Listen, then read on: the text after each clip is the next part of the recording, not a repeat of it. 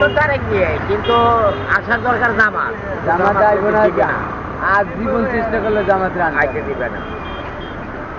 জামাত যদি আহে জামাত আইলে দেশটা ভালো হতো, মানে কিছু ভালো করে ওখানে চেষ্টা করতো, দেখা যাইতো 5 বছর। আরে দুর্নীতি বেশি হয়েছে, আপনি তাই জানেনই না।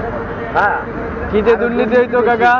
না না, দুর্নীতি কমাই করা। দুর্নীতি কমলে দেশ আরো শান্তি থাকবো নাকি?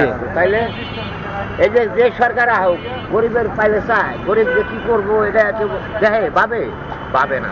সব জিনিস পদ্ধতিতে মেশিং এ করাইতেছে এখন, গরিবের কাছে অটোমেটিক কমে যাইতেছে। সে গরিব ব্যক্তি করবে এটা কেউ ভাবে?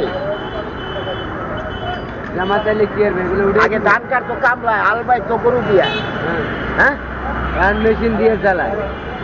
জামাত আইলে ধান কাটতো 20 জন কামলা লাগতো। আর এই জামাত আইলে মেশিন উঠে লাগবো, কাটে লাইতেছো, কাটে দিয়ে আমারে যাইতেছো বুঝান, 10 মিনিট। জামাত আইলে মেশিন উঠে লাগবো?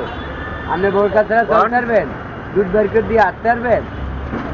তা ওই কিছুই করতো, কিছুই দুর্নীতি বন্ধ করতে পারবেন? টেবিলের তল দিয়ে খাইবো, কারণ খাই নিয়ম নেই তো জামাতে। ওই 100 ভাগের ভিতরে 5 ভাগ নিয়ন্ত্রণ, ওটা নিয়ন্ত্রণ না, করাই দিত আর কি।